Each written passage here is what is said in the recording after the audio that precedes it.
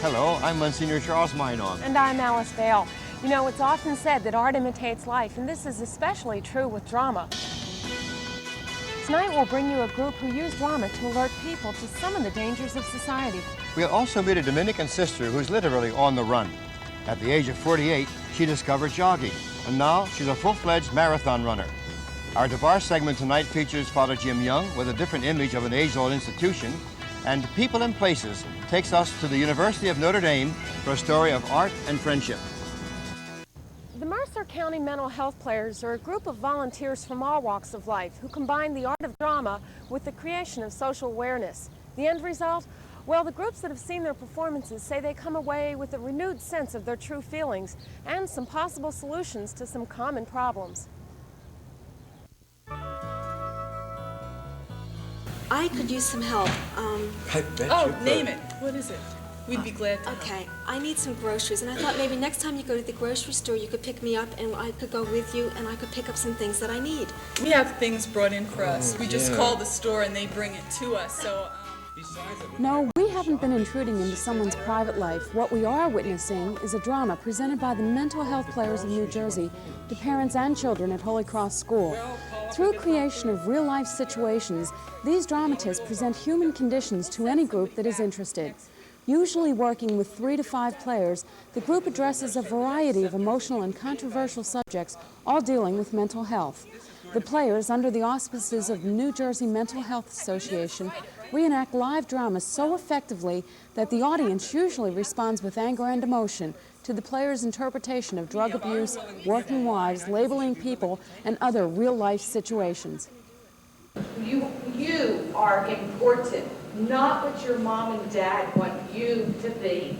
You are important. Do what you can do and be happy with you. The mental health players are a unique group of people.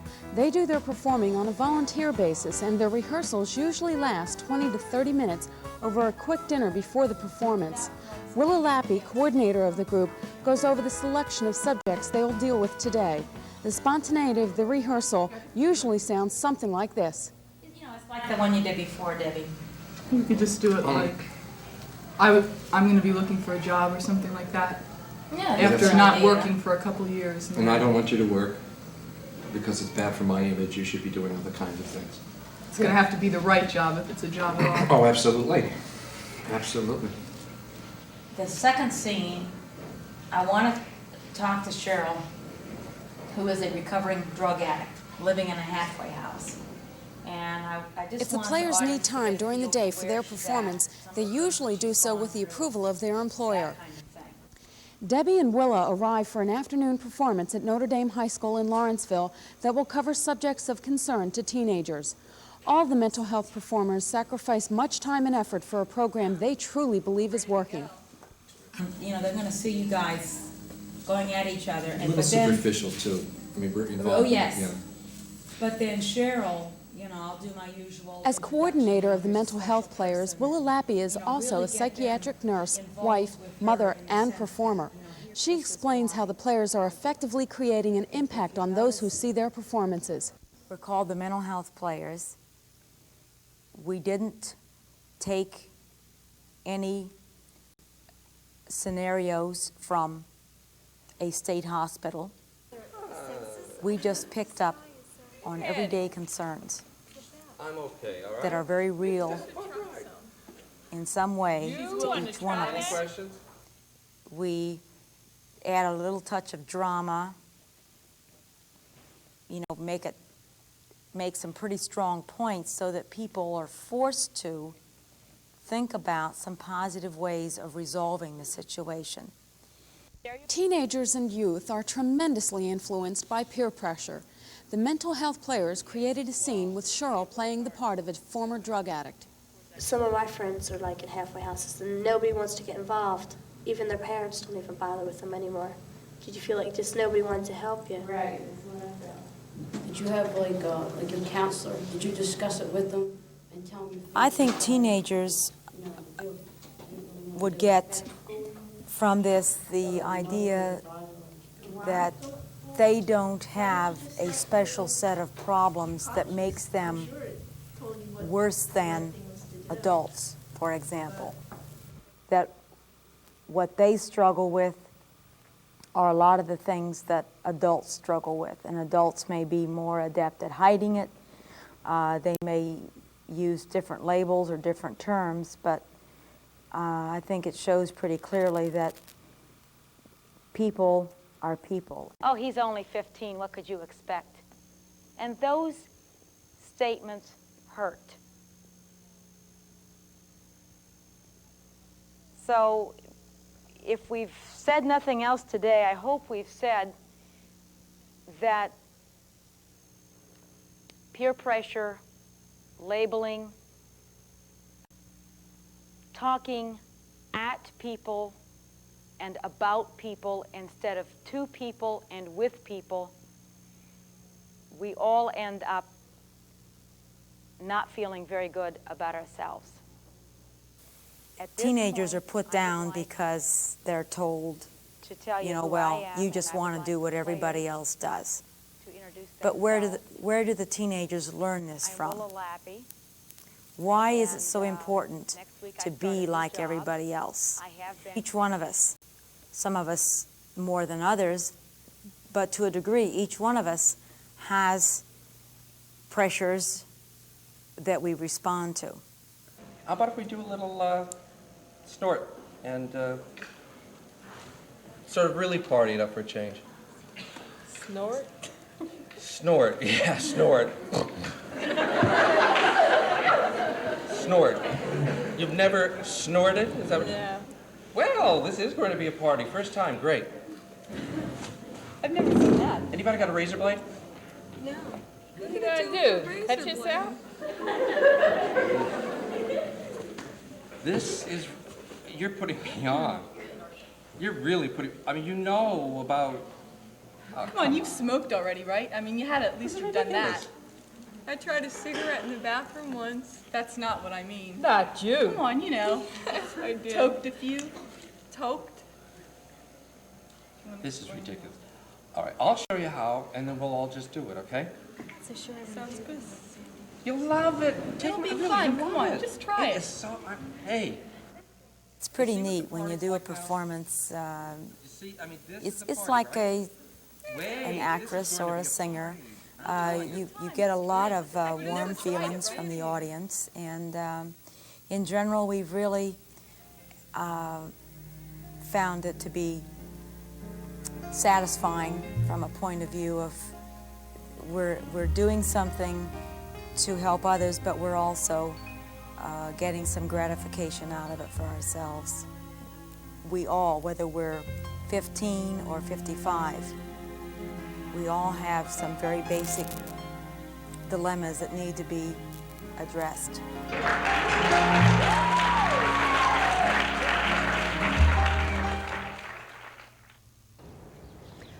Most dramatic performances that you see, be they on Broadway or in your local community theater, attempt in some way to mirror the human condition.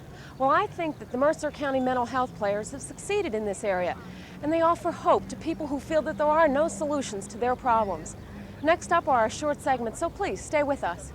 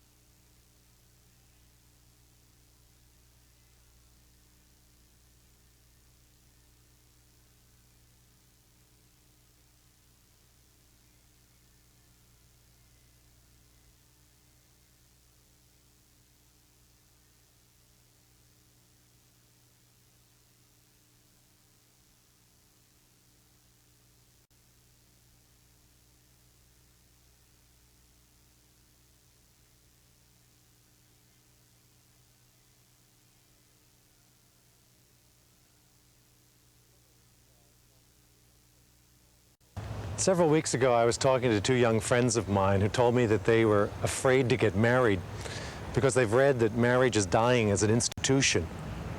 Two other friends of mine, a married couple named Jim and Evelyn Whitehead, have written a new book called Marrying Well, in which they suggest that it may be far more helpful for Christians today to think of marriage not as an institution, but as a religious journey.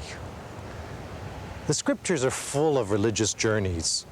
The journey of the Israelite people out of Egypt through the desert to the Promised Land, the journey of Jesus from Galilee up to Jerusalem to his death and resurrection.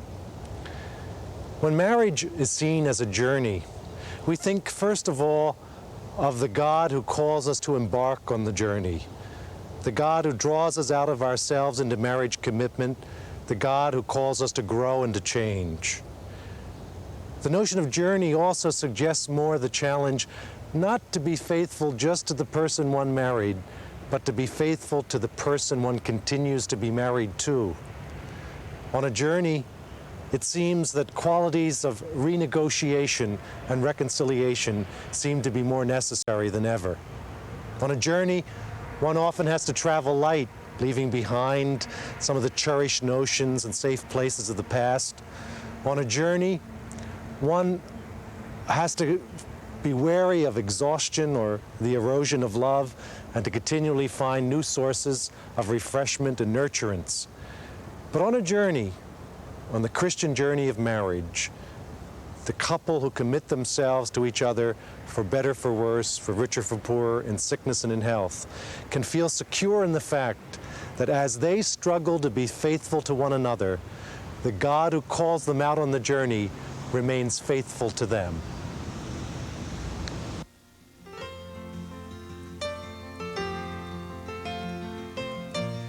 The Snite Museum of Art on the Notre Dame campus is filled with art treasures. But the Ivan Mestrovich Gallery inside is unique. The Croatian sculptor spent the last 6.5 years of his life as Notre Dame's artist in residence.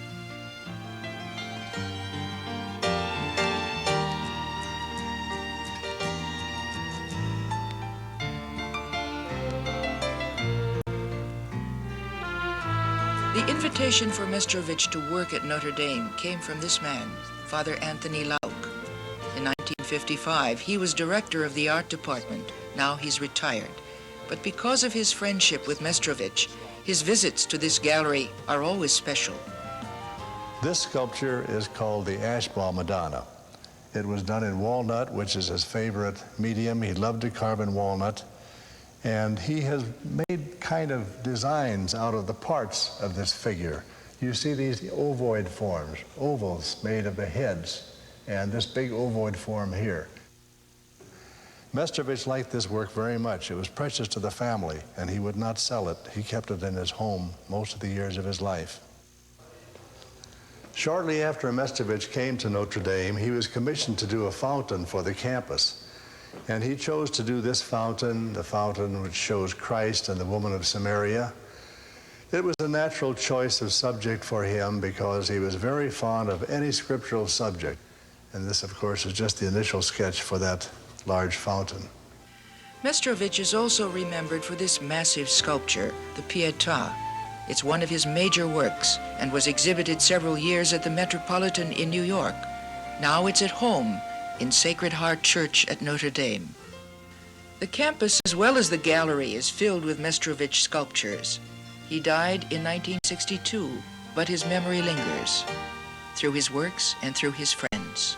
You come along and you pat one of these bronzes on the back and you feel as though you're grasping the hand of your old friend again. It's a nice feeling.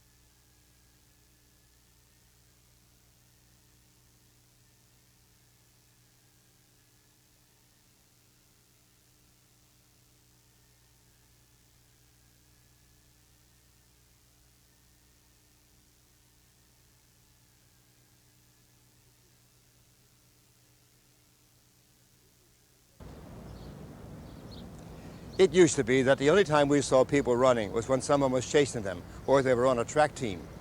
In later years, of course, running has become very popular and even fashionable. Sister Marion Irvine, 4 years ago, began running at the age of 48 as a way of working off some excess energy. Since that time, of course, she has become a very famous marathon runner.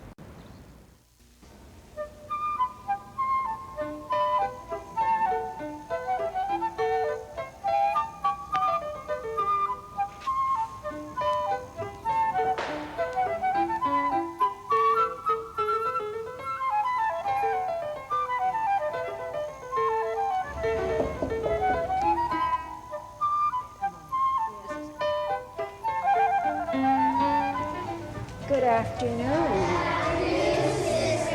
Good afternoon, fourth grade. Good afternoon. You all know Sister Marion, don't you? Yes. She's come to pay you a visit today. You might think that this is your typical sister, teacher, counselor.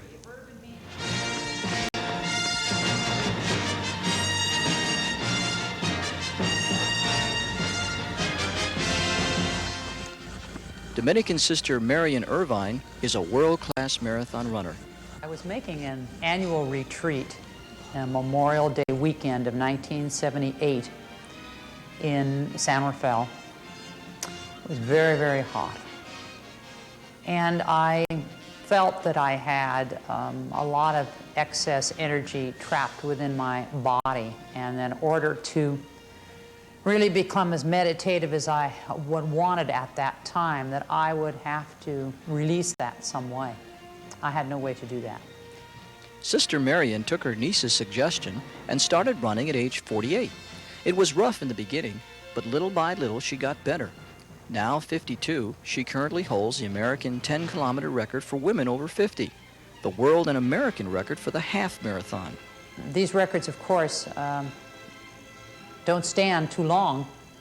You have to keep, if you're interested in having records, you have to work hard to reset them yourself, because there are people out there who are in the masters category now, 40-year-old women who are very fast and who will be coming up on 50.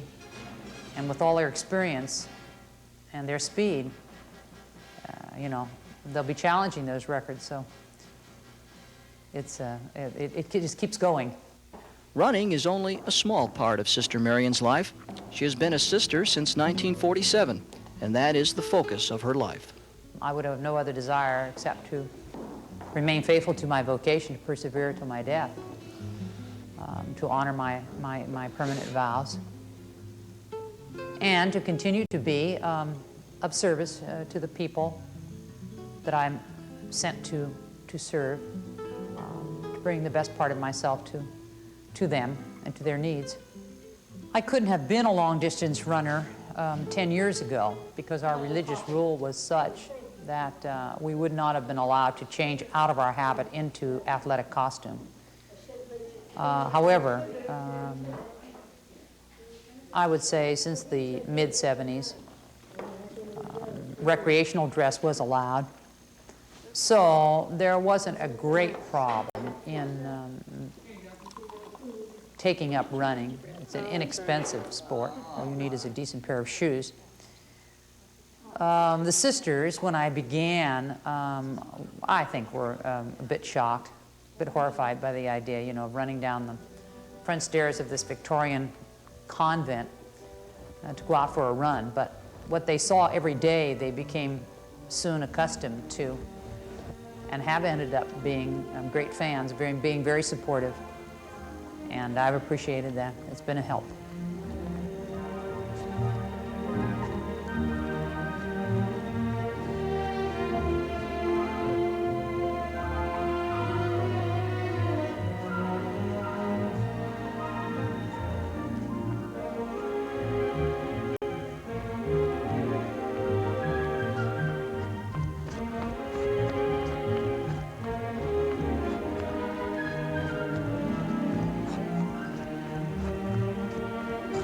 It is an energizer for me. It's, I feel more able to attend to my work, my prayer life, my relating with the sisters, having done my running than I would otherwise. In addition to that, it provides creative moments out there for reflection, problem solving, harmonizing with nature, recognizing one's creatureliness. It's a prayer experience. I can't say that I formally pray while I run, but there is a unifying spirit that you participate in. Training for her marathons does not come easy, since most of the time Sister Marion is on the road as an educational field supervisor, making sure that the 19 schools that the Dominican Sisters have maintain their high standards. Well, I carry my running clothes every place I travel, and in every city in which we have a school located, I have worked out a course. So I know exactly what the terrain is and exactly what the mileage is and exactly how long it will take me to run it if I'm informed. And so I use that. And even with her heavy schedule, Sister Marion manages to run 75 miles a week while training for her marathon. Oh, I'm an addict. It's a positive addiction. Running is certainly that, yes. And I think that anybody who runs every day and runs 60 to 75 miles a week without fail, unless they are laid up with an injury, would have to confess that they are positively addicted to running. Right before the marathon, when you're doing your preliminary stretching and all, you're rubbing shoulders with the other athletes that are going to be out there, your heart is beating rapidly. You can feel that. You can feel the adrenaline building. It's a physical sensation. It's very palpable. You know it's there. Your mouth feels dry. As you're towing the line, there's a countdown. I say, half minute to start, 10 seconds to start, 9. 8, 7, 6, 5, 4, 3, 2, 1. Go get 'em, guys! There they go!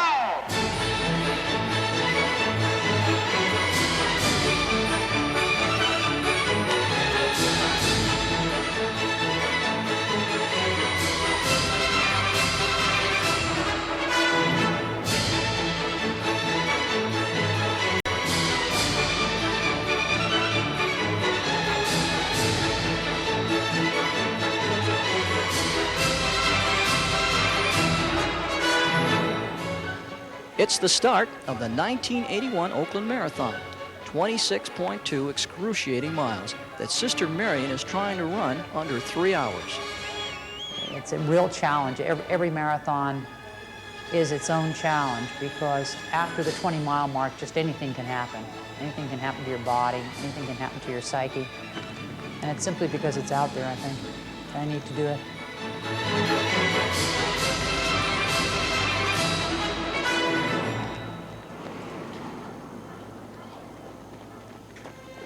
Sister Marion's goal is to be the second woman over 50 to ever run the marathon under 3 hours and hopefully break the existing world record of 2 hours and 57 minutes. Joe King. Joe King. Here come a bunch of them now. Look at them go. Look at, we got a kick here. Marion Irvine. Marion Irvine just crossed the line. All right, I did it! I did it! Yeah, all right. You did it! You were fantastic! Oh, fantastic! Next week, we'll go behind the walls of Leesburg State Prison and meet a not-so-typical inmate. We'll also go to New York City to visit a high school built on tradition. Our short segments will feature the second in our series of profiles with Monsignor George Higgins from Catholic University. And People and Places takes us to Pittsburgh for a children's dance. You know, Monsignor, running a marathon like Sister Marion sure takes a lot of physical stamina and determination. You're so right, Alice. Every time I think of physical and athletic endeavor, I think it requires as much mental discipline as it does physical discipline. And Sister Marion surely has brought the discipline to her own work and meeting of people day by day. She sure has, and I'll tell you, that's a great example for all of us. By the way, did you bring your running shoes? No, I didn't, but I think we better go. Goodbye, and God bless you. Goodbye.